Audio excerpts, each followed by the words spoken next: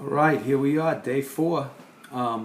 This is a great one. I think I'm trying to remember. I guess Amanda was probably around 12 or 13 years old, and we did our first mission trip together.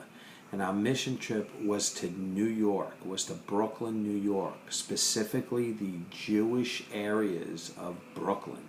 And what's fascinating about that in itself is, my grandmother grew up in a very Italian slash Jewish neighborhood in Brooklyn, and it was very distinctive. You either Italian or you were Jewish if you lived on her block, and if you were Jewish, you were the Hasidic Jew or the Orthodox Jew, and all black with the curls and different lifestyle. So I grew up as a kid living among them, during the summers and stuff when I spent time with my grandmother, and they were always in school, and I was always playing lacrosse and using some of the buildings right next to their schools to play catch and such. And they would always ask questions. I would always ask them questions. And to be very honest, some of them were, questions that you hear about, like things about their marriage and the way they lived as young Jewish men and stuff. So I always had these conversations with them. So I found it very fascinating that Amanda and I were going to have an opportunity to go to this area and speak to the people of Brooklyn, New York, that I have seen my whole life, rub shoulders with in some ways, and be able to share with them the things that Christ did in our life.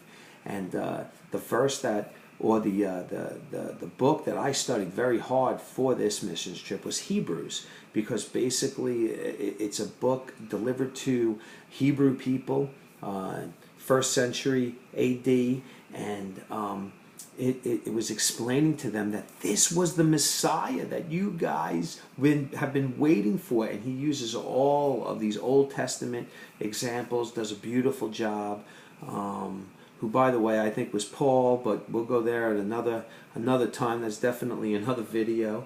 But the thing that I love about it is chapter 13 kind of summarizing the entire book of Hebrews. And in verse 6 it says, "So we can confidently say that the Lord is my helper. I will not fear. What can man do to me?" And, obviously the author is correct. What man can't do anything. And we had this mentality, Amanda and I personally. The group we were with, they were more from fundamental circles. They had a basic way of doing things I didn't 100% agree with.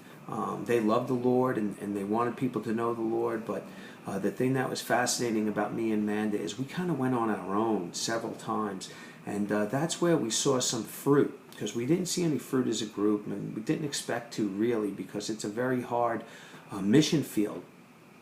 But Amanda and I just tried to build relationships. We went to the park where they were playing chess. We spent quite a bit of time with some Russian immigrants, and we built relationships. We talked to them all week long. We rubbed shoulders with them. We were able to share with them the truths from the Old Testament and from the New Testament. And we were able to connect with a few people, and we were able to be in the street and have conversations. And Amanda was great at it. She was outgoing, and she was willing to ask questions. She was able to listen to their questions and attempt to answer them, and she did a great job. And I just remember being very proud of her at that time. I mean, she was young, but she loved the Lord. She wanted to share the truth that she knew from the Bible.